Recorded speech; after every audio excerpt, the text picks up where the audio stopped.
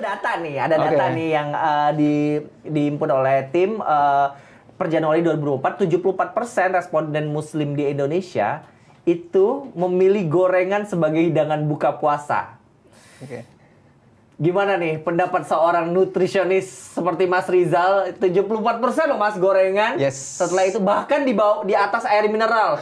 Nggak butuh minum, yang penting gorengan aja dulu gitu ya. Betapa sehatnya pola hidup orang Indonesia.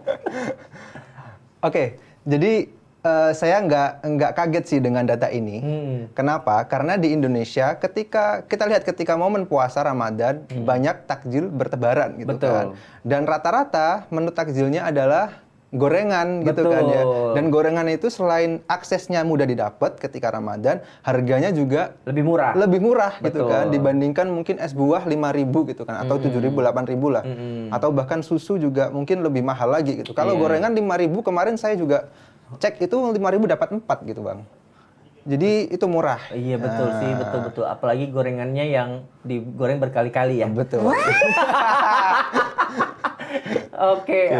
Tapi apa sih Mas Rizal yang kira-kira ditimbulkan dari mengkonsumsi gorengan di awal-awal berbuka puasa?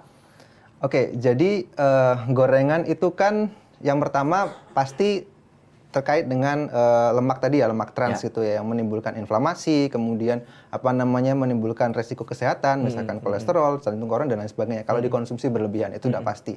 Yang kedua, gorengan itu kan mengandung lemak gitu kan. Lemak itu juga sifatnya itu gorengan, kita ngomongin gorengan dulu deh. Gorengan kan sifatnya enak gitu kan. Apalagi kita perut kosong gitu kan. Perut kosong, lagi kalap, pikiran lagi pengen makan, langsung dikasih gorengan yang rasanya itu banyak micinnya, enak gitu kan. Balik lagi potensi makan berlebihan jadi lebih tinggi gitu kan. Nah kalau makan berlebihan lebih tinggi, nggak cukup tuh makan 4 biji mungkin nggak cukup. Kemarin saya juga sempet coba gitu kan. Coba makan gorengan dulu sebelum minum, sebelum rumah.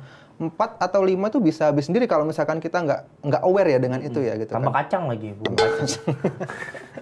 Nah itu potensi kalori berlebihan jadi lebih tinggi gitu kan. Yang akan mengakibatkan akhirnya ketika puasa pengennya turun berat badan jadi malah naik gitu kan. Terus kaget loh kok puasa tapi malah naik gitu kan. Tapi dia nggak kerasa gitu kan makan gorengan. Itu yang pertama. Yang kedua karena makannya berlebihan gitu kan ya.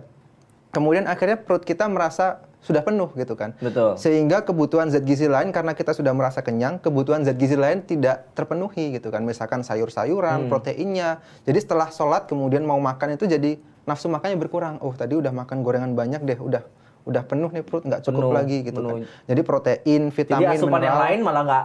Yang itu penting malah nggak dapet gitu kan. Bener. Dan yang terakhir karena tinggi lemak, itu akan menyebabkan resiko terjadinya gangguan di perut, misalkan mual, begah gitu kan. Apalagi kita mau sholat ya, mau tarawih itu akan meningkatkan resiko untuk terjadinya gangguan pencernaan. Gitu. Oh, oke. Ini gue tuh sekalian belajar ya, daripada gue ke nutrisionis mahal.